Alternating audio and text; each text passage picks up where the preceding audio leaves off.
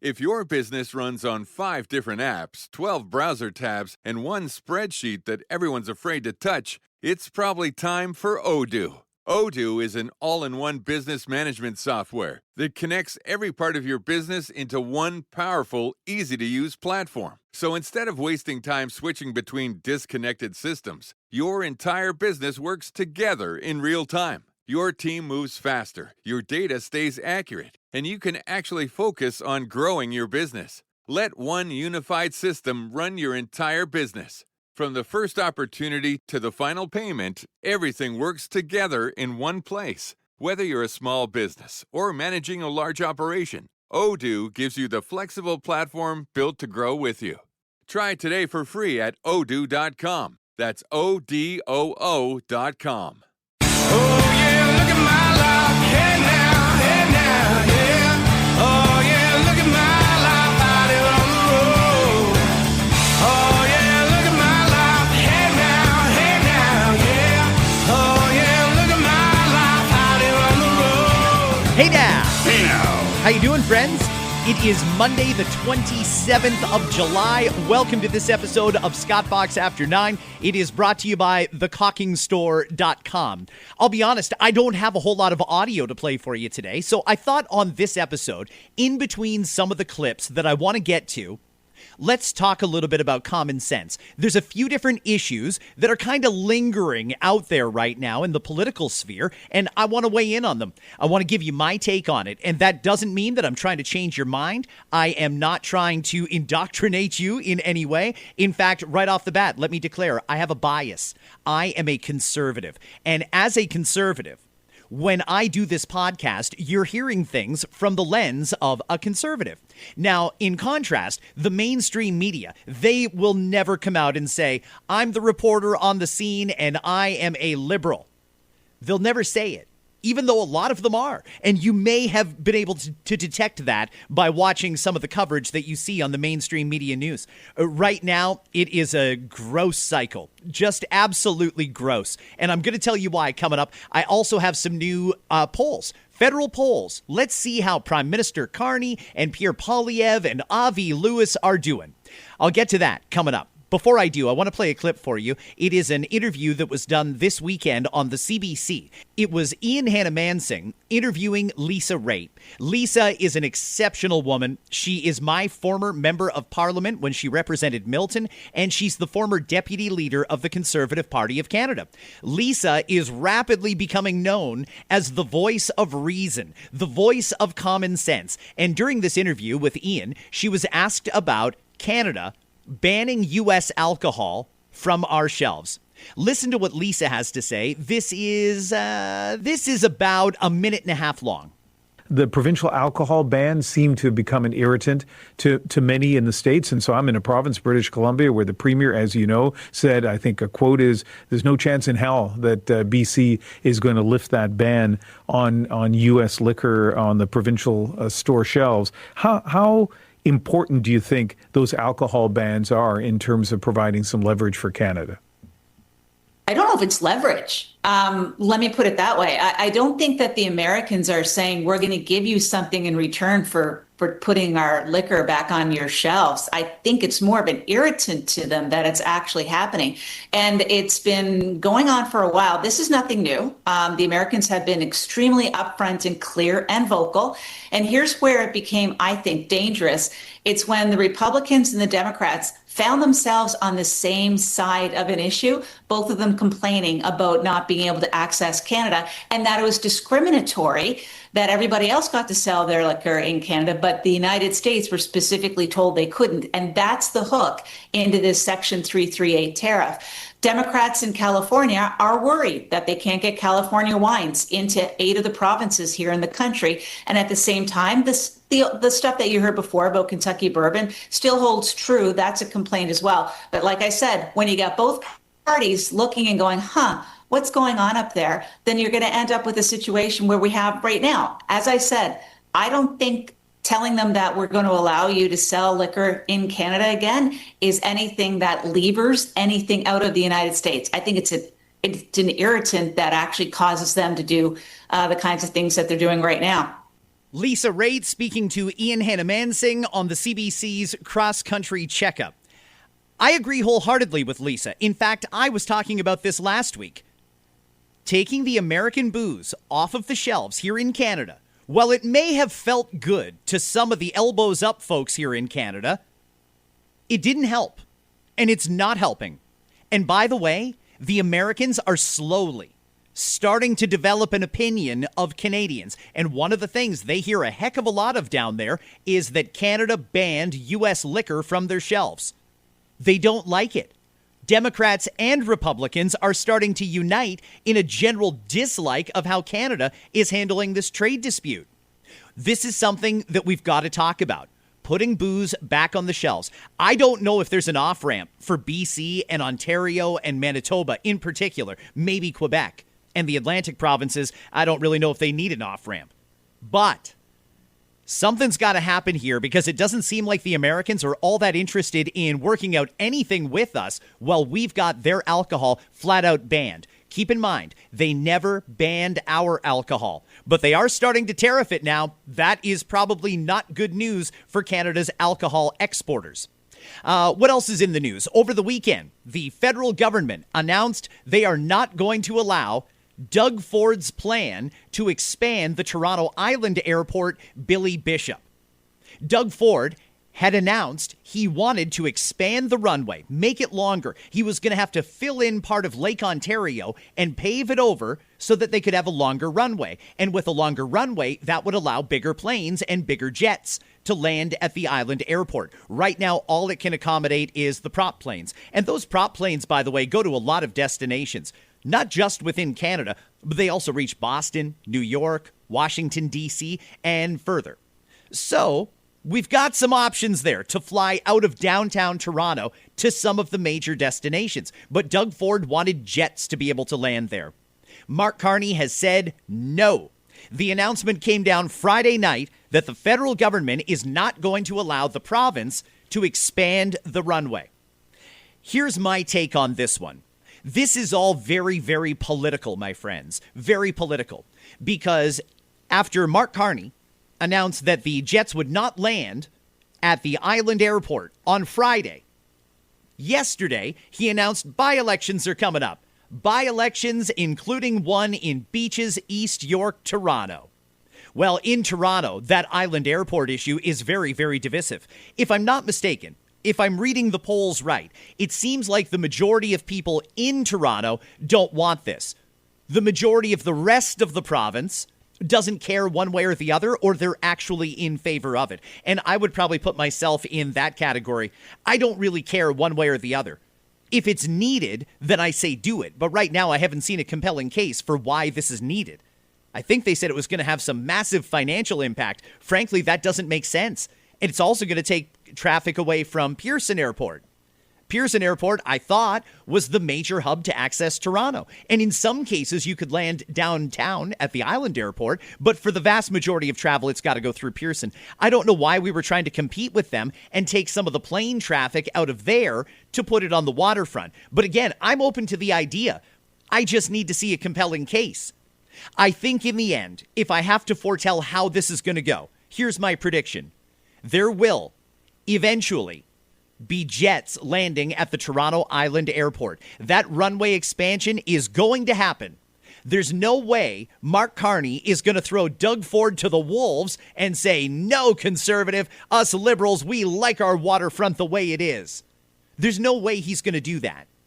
I expect sometime after the upcoming by-election, and maybe after the next federal election, depending on when Mark Carney wants to have that, I think that this is going to go ahead. I think for purely electoral reasons, for the Liberals wanting to hang on to seats in Toronto, they're not going to allow it for now. But Toronto, make no mistake, once they don't need your vote, that runway is absolutely getting expanded and there will be jets landing at the island airport. Make no mistake, this is absolutely going to happen. It's just not going to happen yet. Hey, I want to let you know, this episode of Scott Fox After 9 is brought to you by The Caulking Store. These guys are great. They are the specialists when you need caulking, sealant, and stuff like that. And you don't want to get the wrong sealant because that leads to expensive repair costs, and nobody wants to deal with that. So if you're looking for good quality sealant, good caulk is hard to find. Just go to The Caulking Store. And they have a great website, by the way, thecaulkingstore.com. If you want to go and see them in person, they're at the border of Mississauga and Etobicoke in Mississauga, but on the border of Toronto, right at Renforth and the 401. They've got the lowest price guaranteed, senior discount, contractor pricing, and fast and reliable delivery. The Caulking Store. Again, they're at thecaulkingstore.com. Hi, Ryan Reynolds here for Mint Mobile. Are you looking for a beach read this summer? May I suggest your big wireless bill? It's got suspense, mystery, a slightly flat, emotional arc, and a shocking twist where you realize you've been overpaying the entire time. Fortunately, though, Mint's story is better. Every plan, $15 a month, even unlimited. That's it. Happy ending. Zero tears. Give it a try at mintmobile.com/switch. Upfront payment of $45 for 3 months, $90 for 6 months, or $180 for 12-month plan required. $15 per month equivalent. Taxes and fees extra. Initial plan term only. Greater than 50 gigabytes may slow when network is busy. See terms. Are you willing to renegotiate the current agreement to make sure the bridge opens? I think we're willing to clarify aspects of the current arrangements. A little bit of our Prime Minister, Mark Carney, in the lead up to the bridge opening. Today, the Gordie Howe Bridge opens up, connecting Windsor to Detroit. It's fairly reasonable, $8 Canadian or $5.75 American to cross the bridge. That's the toll. Apparently, they're going to make, I think like $250,000 a day anticipated in toll revenue from this, and we're going to split it with the Americans for 15 years. I don't think we've still got a clear understanding or explanation of what this deal is. And by the way, the federal government has done an atrocious job at explaining it. In the same way Doug Ford's government didn't do a very good job at explaining why the island airport expansion was needed, Mark Carney has not done a very good job at convincing Canadians that he did not straight up lie to them about the details of this new deal that he did with Donald Trump over opening the Gordie Howe Bridge. The Ambassador Bridge is already open, and it's going to stay open. I did not realize the new Gordie Howe Bridge undercuts the Ambassador Bridge. The Ambassador Bridge is more expensive to cross at. So you can tell we're using some common retail tactics here to try and drive people to our bridge because, of course, the Canadian people get a little bit of something out of that. They've got to repay a lot of debt. We spent a lot of money on that bridge, $6.4 billion. You do the math. How long is it going to take to repay us after the operating expenses? This is going to be an expensive proposition. But anyway, they say we need the bridge, and now the bridge is open. I'm just going to say I don't like the way that we did this. I don't think it was right that bridge got delayed in opening in the first place. I don't like that the Americans tried to reopen a deal that was already done. The bridge was already paid for and built when they said they wanted to renegotiate or they wouldn't allow the bridge to open. Here's what I would have done if I were the Prime Minister. Since we're supposed to be elbows up and Canada strong, I don't know why we didn't act with the utmost professionalism. Professionalism would have been, we have a deal. The bridge is set to open on July whatever. We will be there in the middle of the bridge cutting a ribbon.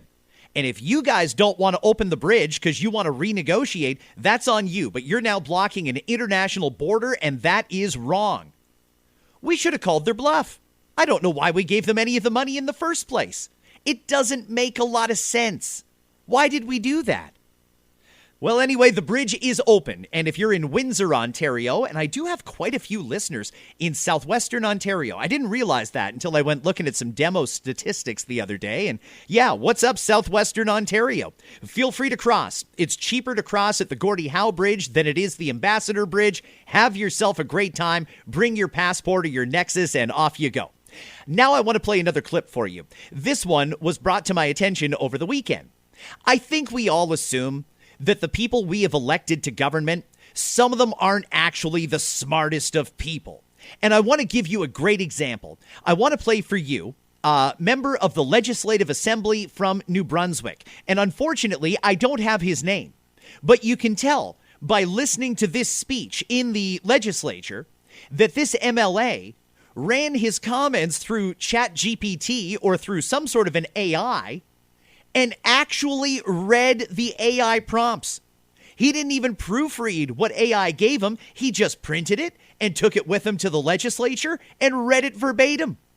I'm not even kidding. Listen to this. One of the dangers associated with creating advocacy offices is that citizens often develop expectations that exceed the powers actually granted to those offices. Here's a more natural flowing version of that section that reads like a legislative speech rather than a series of short points. Madam Speaker, one of my concerns with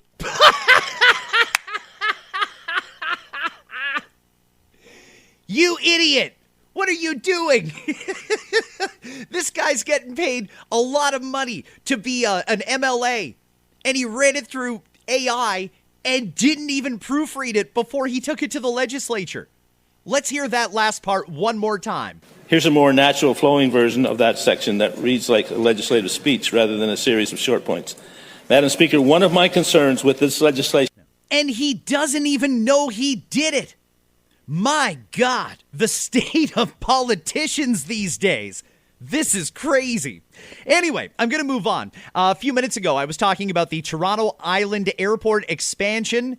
A no-go from the federal Liberals. They have poured water all over Doug Ford's plans. Well, there is another Doug Ford airport kind of story brewing, and I'll tell you what it is. Doug Ford was in the news not that long ago because he wanted to use a lot of taxpayer dollars to buy a plane for the premier and I guess the cabinet and dignitaries, VIPs. I don't know who was going to use the thing, but apparently it was to move the premier around. But this was a very expensive luxury private jet.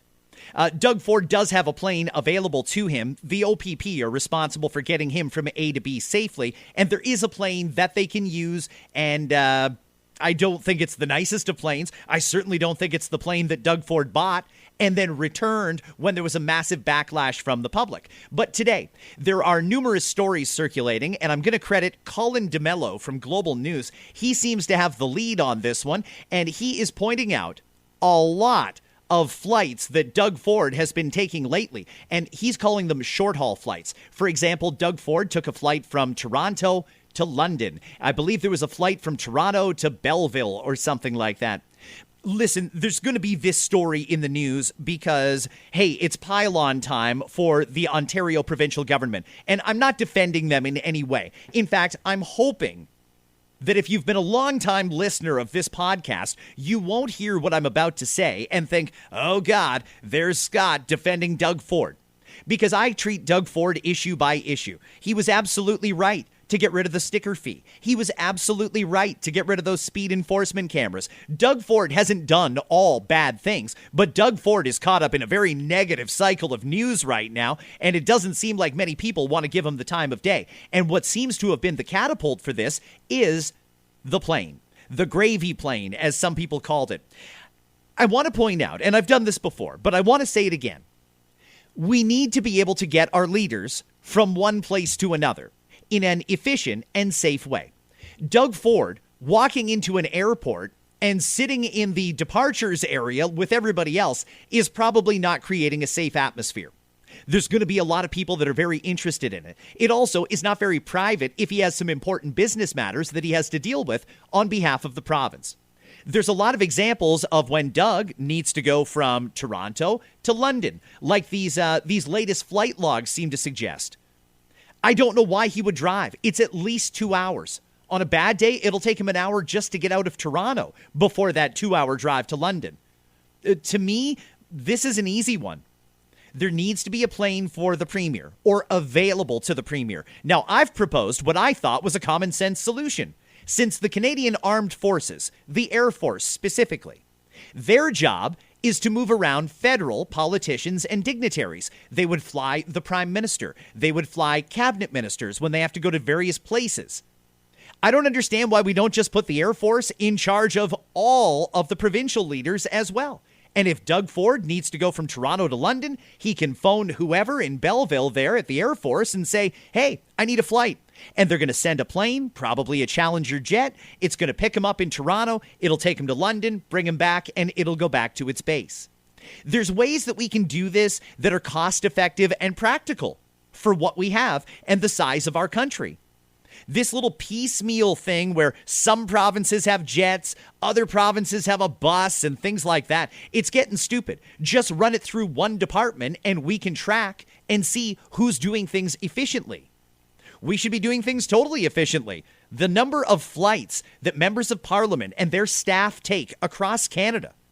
Frankly, it doesn't make sense to fly all of the British Columbia MPs back to Vancouver at the end of a week when we have the Prime Minister flying out there on his jet to do a speech. Why can't they catch a ride with the PM? There's a lot of ways that we could do this to make it a lot more cost effective for the taxpayers. The thing is, I don't know if there's an actual will to do that. Want to get to another piece of audio for you. Listen to this.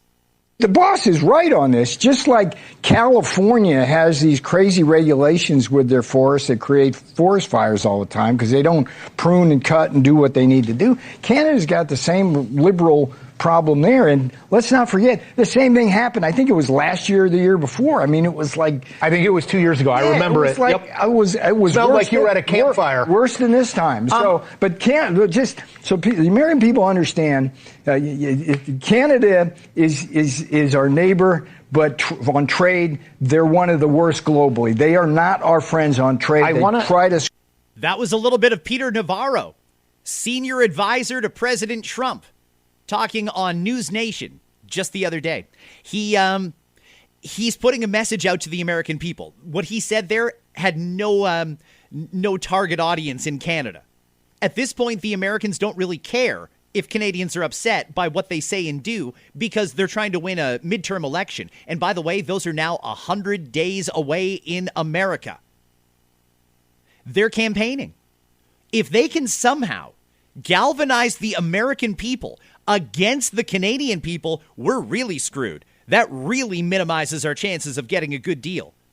The wildfire smoke, we didn't like being called out for it. Absolutely not. The timing on that was wildly inappropriate, in my estimation. But it doesn't change the fact that the Americans are wondering what the hell is going on in Canada. Forest fires like crazy all of a sudden. Smoke billowing all the way down here, going as far south as Virginia. What's going on? And they don't think we're very fair with them on trade. We've got to be conscious of how Canada is being viewed in America, because our best asset right now is that the Americans still like us. Slowly but surely, though, kind of like you heard Lisa Raitt say earlier in this episode. The Americans are starting to galvanize and rally behind their president because they don't like how we're acting. We've got to calm down a little bit. In a joking way, President Trump did mention Canada the other day. Listen to this. This food coming in, I guess, from Mexico, it's tainted. It's making a lot of people sick. That is the CDC's terminology. I think what we're going to do is we're going to put a major tariff on Mexico because of the lettuce, and we're going to put a big tariff on Canada because of the smoke. All right? We'll get a combo. Which would you have, the lettuce or the smoke? I think I'll take the smoked. Yeah, the smoke wrecked my daughter's swim meet. Well, it's closed up a lot of countries. I've told Canada they have to do something about it. You know, we've never had this problem. All of a sudden we have this problem with Canada. So we'll have to talk to them about that. I don't know what that means or what he expects us to do about it in the short term, but I will say I actively monitor the number of fires, the number that have started, the numbers that have been put out, and the number that are out of control and then under control. It seems like the people that are fighting the fires in Northern Ontario and BC has got a real problem right now, too. Seems like they're getting the upper hand fairly quickly. I don't know what happened, but bam, it seems like we're getting a lot of fires out. Now, more are starting, but we're managing the situation a lot better, and that's evident in Southern Ontario, where we're not smelling the smoke nearly as much as we used to. And that's not just because the wind direction changed. It's also because there's less fires burning. So I'm glad to see some progress being made. This is something the Americans don't like, and whether we want to hear it or not, that's the story that's circling around in America. Canada's got a real wildfire problem. Portion of this. And honestly, I've had so many people come up to me and talk about this, and that is the generic drug repurposing component of this grant. And so that's specifically for things like ivermectin. So I know that that's been in the news quite a bit. It made a lot of news during COVID. Mel Gibson was on Joe Rogan's podcast, and he was talking about people that he was friends with, and they overcame stage 4 cancer. And so here's like my perspective, and I've talked to the Surgeon General about this. Like, that's generic form. I think it costs like 77 cents per pill.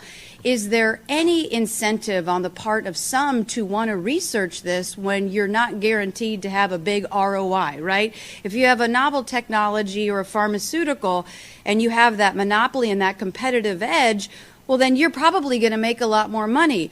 If you're researching like something like ivermectin that's generic, are you going to be able to, find a study that you can get the money to be able to fund it, but are you guaranteed revenue for your company going down in the future? I don't know the answer to that, but I do know that we should look at it. We should look at the benefits of it. We shouldn't just speculate and guess. We should, as the state of Florida, with over $1 billion in funding since Ron DeSantis took office for cancer, we should be looking into things that are in generic form. And do they show outcomes? And do they show hope for people who are suffering? That was a little bit of a news conference that was held in Florida just the other day. That was them announcing the state of Florida is going to lead a trial on whether or not ivermectin can cure cancer or treat cancer.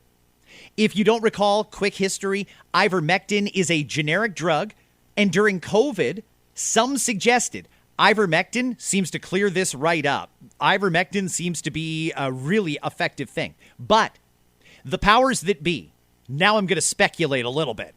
The powers that be didn't want us taking some cheap generic drug and then having all kinds of peace of mind that we're safe from COVID. They wanted us to get the COVID vaccine. They wanted everyone to get vaccinated. And if there was a therapeutic that could cure you, there wasn't a whole lot of need for the vaccine, especially when it was a little suspect to begin with. There was a lot of people who questioned why this was so necessary and not studied as much as they would have liked to have seen it studied. So I think that's a fairly generic way of saying ivermectin. It was given a bad rap in the media for a number of years. Well, ivermectin is still around. Doctors prescribe it all the time. The thing is, it's a generic drug. It sells for like 77 cents a pill, I believe is what that speaker had said. When it's only selling for 77 cents a pill, if it does turn out to be the miracle cure for cancer, that's not going to make the pharmaceutical industry a whole lot of money, is it? Not at $77 a pill. So they don't study it. Nobody has any financial incentive to sit down and say, wait a second, could this cheap, generic drug that's already available treat cancer? Or do we have to keep pumping in all these experimental and expensive drugs and chemotherapy and radiation treatments and so on and so forth? We spend a lot of money on cancer research, and so far, it doesn't seem like we're winning the battle. Is there something out there, like ivermectin, which could treat cancer? At an exceptionally low cost, by the way. Maybe. The state of Florida realizes the drug companies aren't going to do it, so they're going to lead an initiative to try and see if ivermectin can be effective in treating cancer.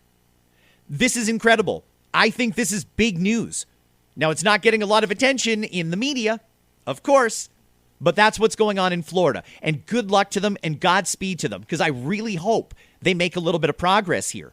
I'd like to see some progress on cancer, and if it turns out the cure is right there, and it's been around for a long time, then we have a lot of questions that we should be asking of the medical establishment, friends. Finally, there is some new polling that is out. Let me see if I can figure out where this polling is from. This is the Angus Reid Institute. The poll was conducted July 23rd to 25th. This was right after Canadians found out about the new 50% tariff. Only 7% of respondents to the poll say Canada should give in to U.S. demands to avoid tariffs. 62% want the federal government to impose counter tariffs, though they differ greatly on how aggressively to respond. 34% want matching U.S. tariffs dollar for dollar. 34%. 1 in 3 Canadians want to match every U.S. tariff with a tariff of our own, which of course means we would pay them. If we put a tariff on America, that means we pay the tariff. That's what a tariff is. 28% prefer a more limited countermeasure, although it doesn't say what that is. 19% say they want Canada to negotiate. 7% favor making concessions. I'm wondering what the logic for releasing that poll is right now. You know, when they do these polls right after a big announcement from Donald Trump, they have to expect they're going to get an emotional response, and Donald Trump draws out a visceral reaction in a lot of people. 34% want us to go dollar for dollar matching U.S. tariffs. I find that to be a shocking number because a tariff on America is a tax on Canadians. We pay that. You can't tell me 1 in 3 people wants to make life even more expensive. I just find that really hard to believe. But those are the numbers from Angus Reid.